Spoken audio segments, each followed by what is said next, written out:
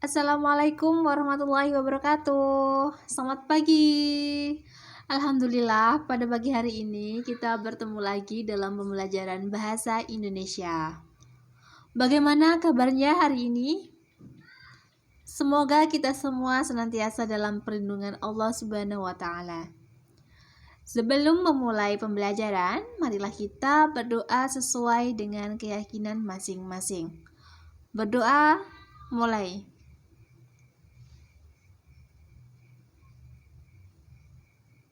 Selesai. Oh iya, Ibu mau mengingatkan nih, dalam masa pandemi ini, jangan lupa selalu jaga kesehatan, cuci tangan, jaga jarak, jangan keluar rumah jika tidak ada kepentingan, dan selalu tetap patuhi protokol kesehatan agar kita tidak tertular oleh virus-virus yang tidak kita inginkan. Dan selalu tetap semangat dalam mengikuti pembelajaran jarak jauh. Kali ini Ibu akan menjelaskan materi mengenai teks negosiasi.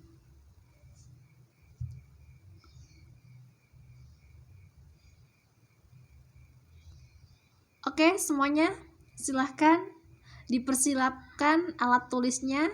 Jika dirasa ada yang penting, boleh dicatat. Dan jika ada yang kurang dipahami, boleh ditanyakan kepada Ibu. Sebelum Ibu menjelaskan teks negosiasi itu apa, kali ini Ibu mempunyai pertanyaan buat kalian. Yang pertama, apakah ada yang pernah berbelanja selain di mall? Pertanyaan kedua, apakah pernah kalian minta uang jajan tambahan sama orang tua? Oke, untuk jawaban yang pertama, Ibu rasa pasti ada ya yang pernah berbelanja selain di mall, misalnya di pasar. Hal unik yang bisa kita jumpai ketika berbelanja di pasar adalah terjadinya proses tawar-menawar antara penjual dan pembeli. Untuk pertanyaan yang kedua, pernah minta uang jajan tambahan sama orang tua? Ibu rasa tentu pernah ya. Nah, selain minta uang jajan tambahan, misalnya minta dibelikan baju baru, minta dibelikan handphone baru, mainan baru, sepeda baru, dan lain-lain. Berarti di sana terjadi proses tawar-menawar antara anak dan orang tua. Jadi, negosiasi itu apa sih, Bu?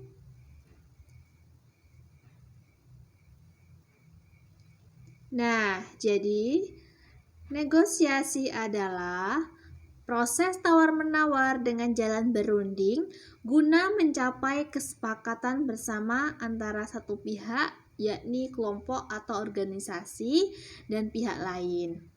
Boleh antara penjual dan pembeli, bisa juga antara anak dan orang tua, atau juga negosiasi dalam dunia pekerjaan. Jadi, teks negosiasi ini terjadi adanya kesepakatan kedua belah pihak.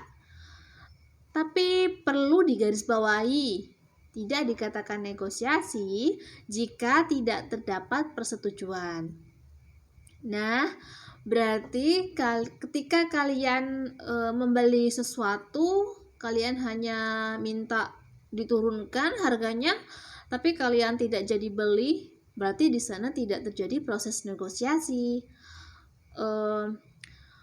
Karena dikatakan negosiasi apabila ada persetujuan. Oke, dari sini sudah paham ya apa pengertian negosiasi? Selanjutnya, kompetensi dasar, indikator, dan tujuan. Kompetensi dasar 3.10 mengevaluasi pengajuan penawaran dan persetujuan dalam teks negosiasi lisan maupun tertulis. Kompetensi dasar 3.11 menganalisis isi, struktur, orientasi pengajuan penawaran, persetujuan, penutup, dan kebahasaan teks negosiasi. 4.10 menyampaikan pengajuan, penawaran, persetujuan, dan penutup dalam teks negosiasi secara lisan atau tulis. 4.11 menganalisis isi, struktur, orientasi, pengajuan, penawaran, persetujuan, penutup, dan kebahasaan teks negosiasi. Ini adalah indikator dari pembelajaran kali ini. Silakan kalian baca dan pahami ya. Dan tujuan pembelajaran kali ini adalah melalui kegiatan pembelajaran dengan pendekatan blended learning dan menggunakan metode curah pendapat, tanya jawab, diskusi, penugasan, dan praktik, peserta didik dapat menentukan ciri teks negosiasi, cara penyampaian pengajuan penawaran, syarat tercapainya persetujuan, bagian struktur teks, pasangan tuturan, kalimat persuasif, dan menyusun teks negosiasi baik secara dialog maupun naratif dengan sikap religius, mandiri, percaya diri, disiplin, rasa ingin tahu dan berpikir kritis, dan integritas, serta bertanggung jawab. Mari kita kenali lebih dalam, lebih lanjut mengenai teks negosiasi. Jadi teks negosiasi ini mempunyai ciri-ciri. Nah, teks negosiasi ini mempunyai ciri-ciri yang membedakan dengan teks yang lain. Berikut adalah ciri-ciri teks negosiasi. Yang pertama, bertujuan menentukan solusi dan menjadi sarana penyelesaian masalah bersama. Jadi ini adalah teks yang mempunyai tujuan untuk mencari solusi dalam sebuah penyelesaian masalah. Yang kedua, menghasilkan kesepakatan atau perjanjian. Nah, seperti ibu yang tadi bilang ya, bahwa teks negosiasi ini bisa dikatakan negosiasi jika menghasilkan kesepakatan atau persetujuan antara kedua belah pihak yang bersangkutan. Yang ketiga, menghasilkan penyelesaian yang saling menguntungkan kedua belah pihak. Jadi di dalam bernegosiasi ini tidak ada pihak yang dirugikan, jadi sama-sama untung gitu. Selanjutnya, memprioritaskan atau menitikberatkan pada kepentingan bersama. Jadi sama-sama memprioritaskan untuk saling bekerja sama satu sama lain gitu. Selanjutnya, memiliki tujuan praktis, yaitu sebagai media penghasil kesepakatan yang dapat diterima oleh pihak-pihak yang berkepentingan. Selanjutnya, tujuan teks negosiasi. Nah, di sini yang pertama, mencapai kesepakatan yang memiliki kesamaan persepsi, saling pengertian, dan persetujuan. Yang kedua, mencapai penyelesaian atau jalan keluar dari masalah yang dihadapi secara bersama.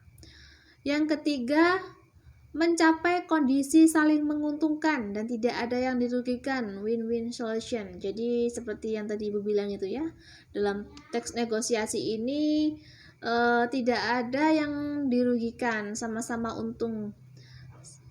Selanjutnya, tata cara negosiasi yang baik. Agar proses negosiasi ini berjalan dengan baik, adapun cara-cara yang dapat kita lakukan. Yang pertama yaitu kedua belah pihak harus memposisikan diri secara sama.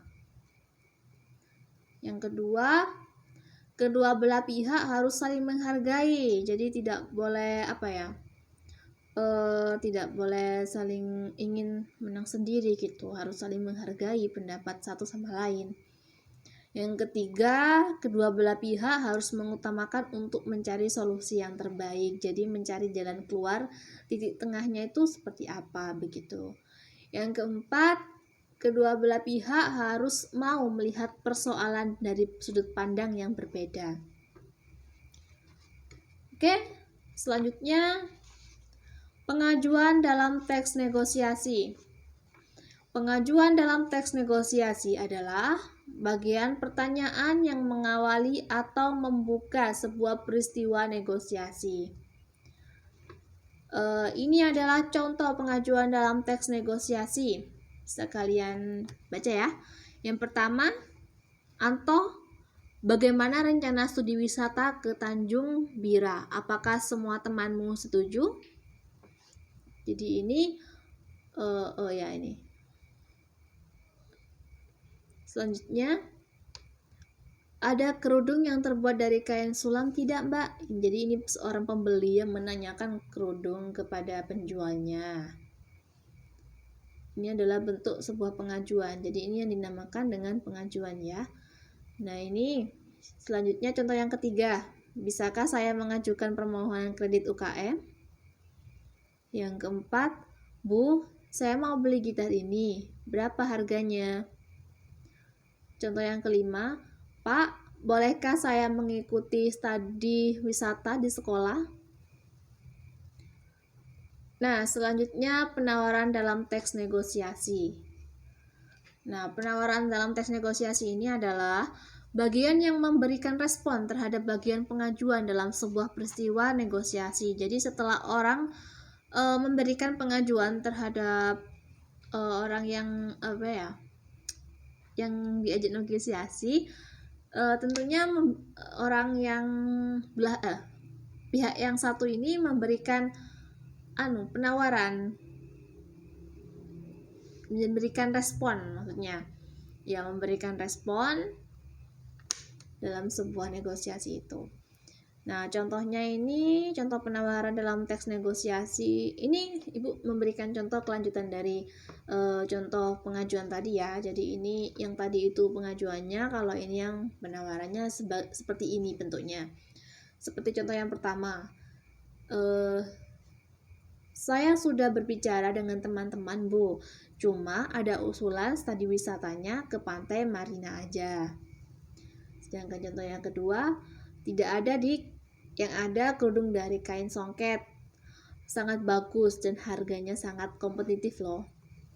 Yang ketiga, Bapak bisa mengajukan kredit UKM tetapi harus ada proposalnya yang lengkap ya. Contoh yang keempat, itu gitar antik. Nah, harganya Rp500.000. Contoh yang kelima, apa itu wajib? Bagaimana kalau kita berwisata keluarga saja?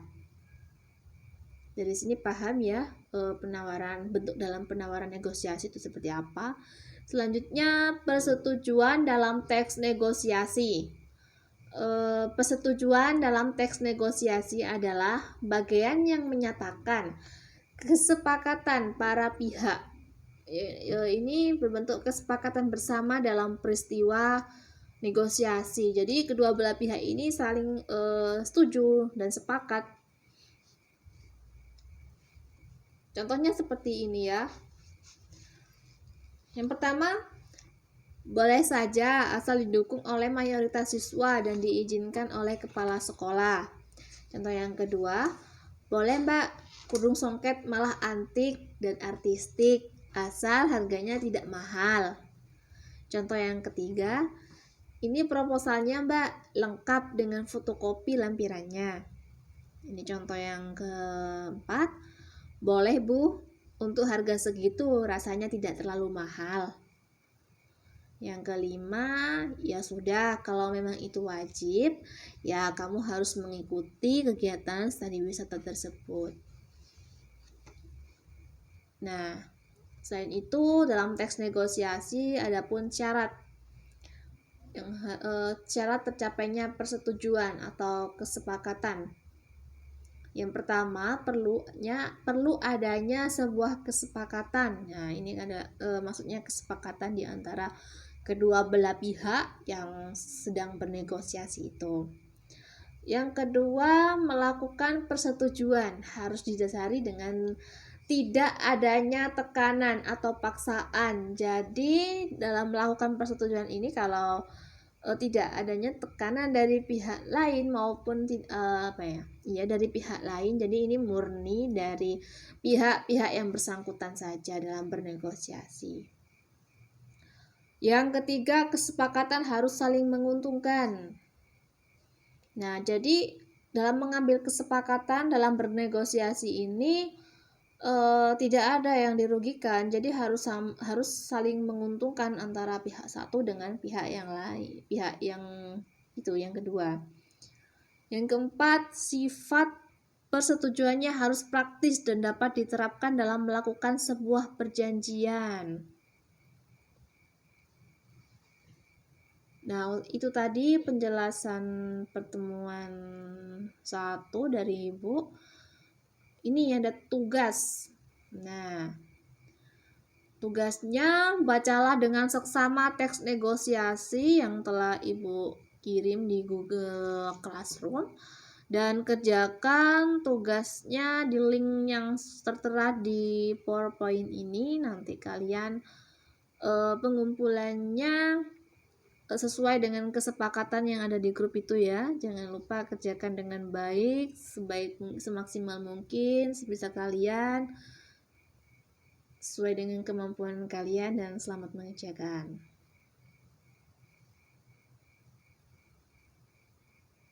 Oke, dalam pertemuan kedua ini kita akan membahas faktor penentu keberhasilan negosiasi. Yang pertama, kesediaan semua pihak berkompromi dengan pihak lain. Yang kedua, tidak ada pihak yang dirugikan.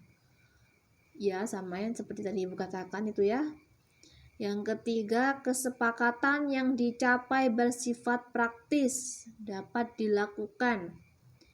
Yang keempat, alasan yang disertakan mampu mempengaruhi pihak lain. Jadi kita harus menggunakan alasan yang sebaik mungkin agar pihak lain itu bisa terpengaruh dengan alasan yang kita gunakan.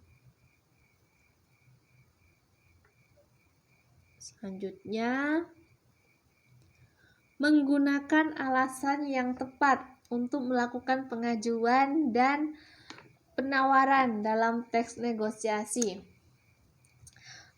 Seperti yang telah kita ketahui bahwasannya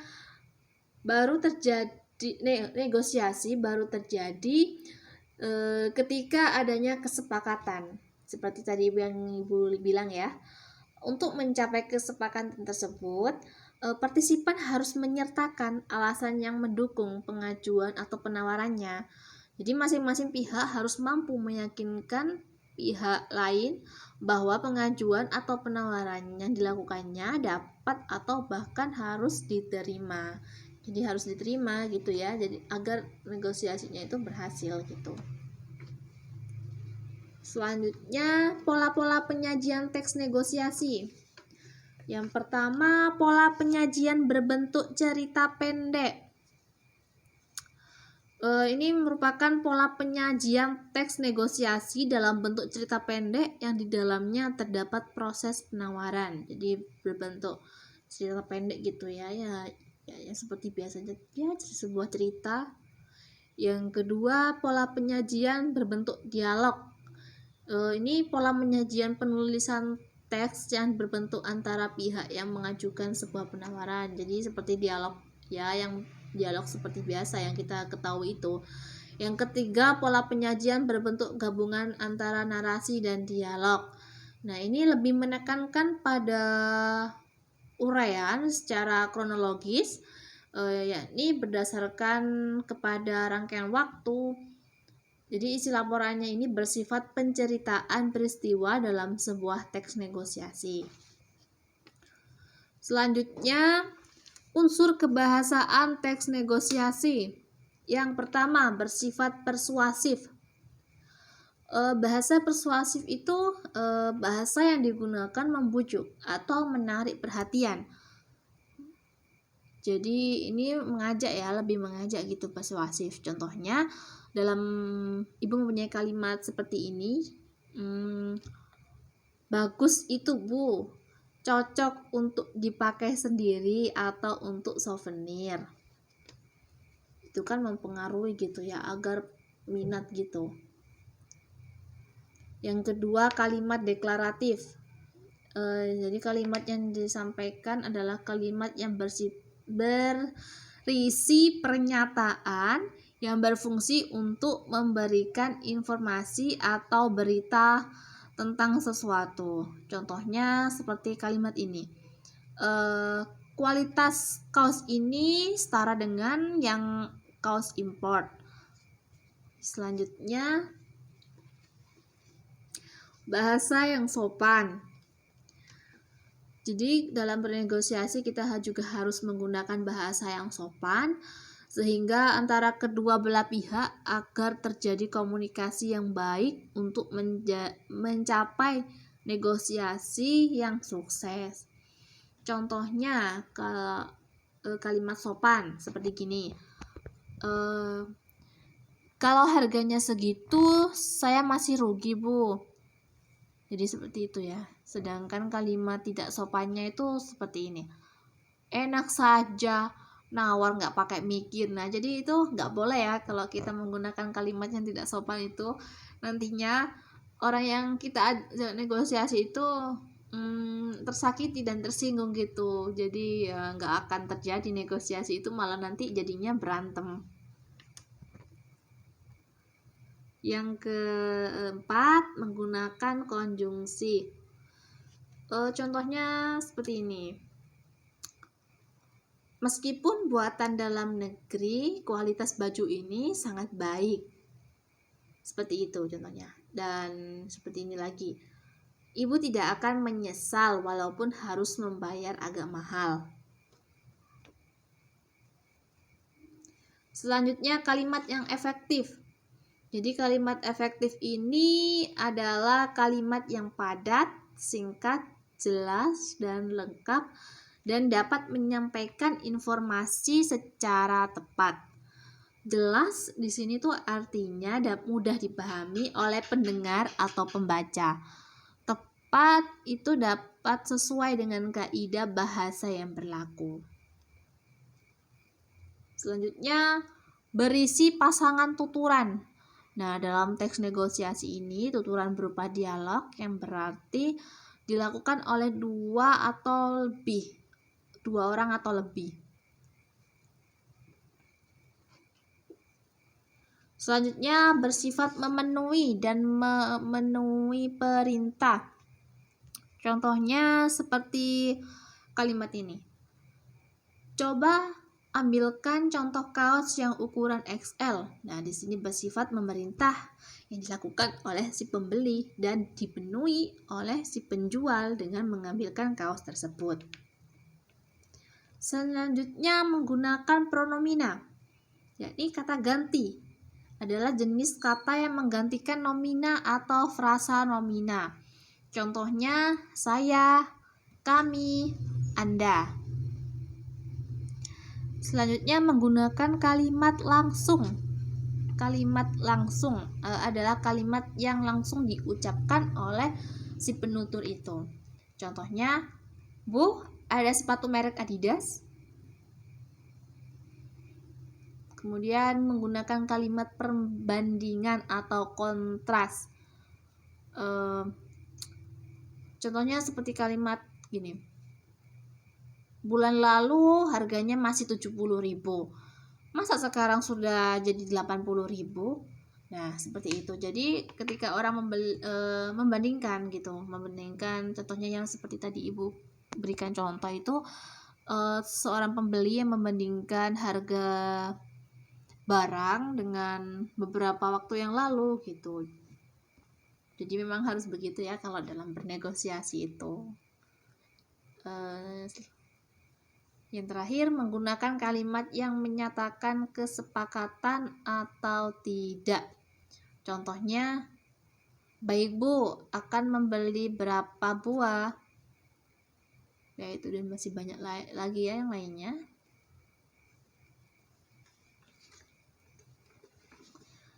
Selanjutnya, struktur teks negosiasi. Pertama, ada orientasi. Pada orientasi itu? Ya, orientasi adalah pembukaan atau awalan dari percakapan sebuah negosiasi. Contohnya seperti ini. Suatu hari di sebuah pasar tradisional, terdapat sebuah transaksi jual beli. atau itu dalam bentuk cerita ya. Kalau yang biasanya secara langsung itu selamat pagi seperti itu, selamat siang seperti itu. Selanjutnya permintaan, di mana pihak yang ingin tahu menanyakan suatu barang atau permasalahan yang dihadapi. Contohnya seorang pembeli yang menanyakan kepada penjual, contohnya seperti ini. Kaos sepak bola untuk anak-anak ada, Mbak? Selanjutnya pemenuhan.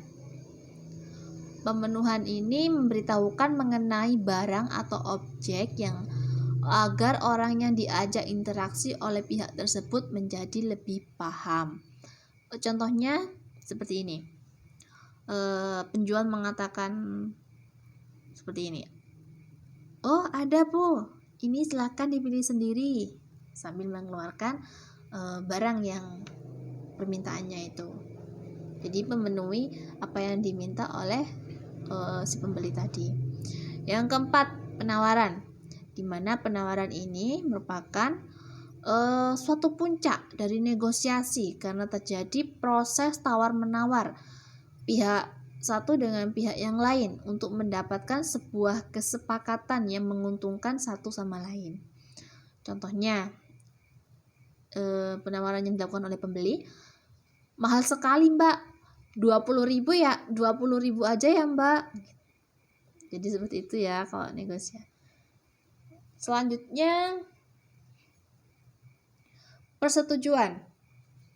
Persetujuan ini kesepakatan atas hasil penawaran dari kedua belah pihak. Contohnya ini yang dilakukan oleh penjual dan pembeli.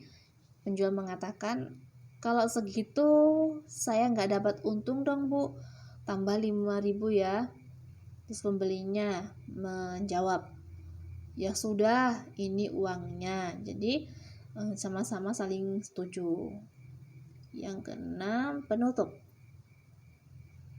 Penutup ini mengakhiri dari sebuah percakapan antara kedua belah pihak untuk menyelesaikan suatu proses interaksi dalam bernegosiasi. Jadi contohnya seperti ini. Ini penutup. Contohnya yang diucapkan oleh penjual, terima kasih Bu, nggak sekalian sama sepatu bolanya. Terus pembelinya menjawab, sama-sama, tidak usah, tadi sudah beli. Jadi begitu ya. Jadi ya dalam negosiasi juga inilah struktur yang ada di dalam negosiasi itu.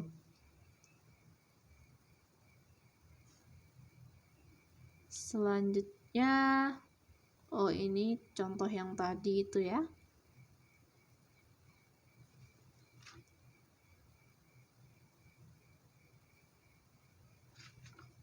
Pasangan tuturan dalam teks negosiasi. Nah, pasangan tuturan ini adalah tindakan yang saling memberi pesan dan merespon antara partisipan dalam kegiatan negosiasi. Nah, ini pasangan tuturan dalam negosiasi. Ini ada ketika mengucapkan salam, ya otomatis membalas salam. Ketika bertanya, otomatis menjawabnya, dan ketika meminta tolong harus memenuhi permintaan, menawarkan terus menerima atau menolak tawaran. Selanjutnya mengusulkan, ya sama, harus menerima atau menolak usulan. Yang terakhir mengucapkan terima kasih dan membalas terima kasih itu. Selanjutnya, mengidentifikasi kalimat persuasif dalam teks negosiasi. Kalimat persuasif adalah kalimat yang isinya mengajak. Jika dikaitkan dengan negosiasi, kalimat persuasif dimaksudkan untuk mengajak pihak-pihak yang bernegosiasi agar menyepakati atau menyetujui hal yang dinegosiasi. Contohnya, seperti ini. Lebih baik kamu pikirkan dulu matang-matang. Es krim ini rasanya enak loh. Jika kamu membelinya, aku beri diskon. Jadi ini si pembeli yang yang mengajak penjual yang mengajak pembelinya agar membeli es krim tersebut, seperti itu.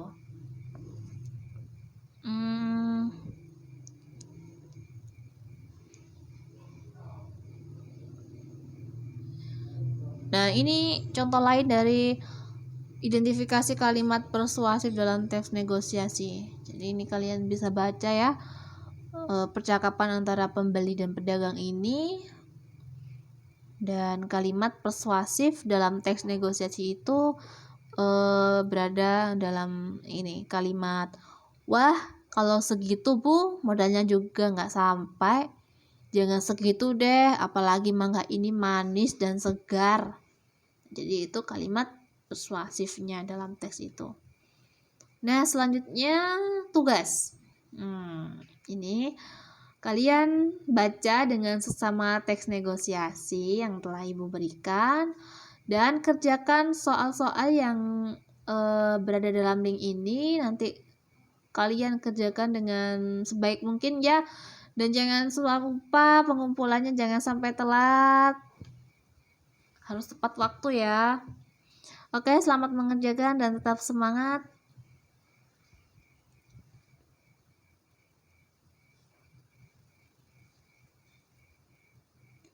Pertemuan ketiga. Menyusun teks negosiasi lisan dalam bentuk dialog. Mengonstruksi teks negosiasi dengan pola penyajian dialog itu merupakan menyajikan kegiatan atau interaksi tawar-menawar bukan dalam bentuk cerita atau narasi, melainkan percakapan yang melibatkan seluruh pihak yang bernegosiasi. Nah, pola penyajian dialog yang digunakan adalah pola penyajian dialog yang digunakan adalah sama dengan cara penulisan teks naskah drama. Jadi seperti ini contohnya ya. Ini adalah contoh menyusun teks negosiasi lisan dalam bentuk dialog.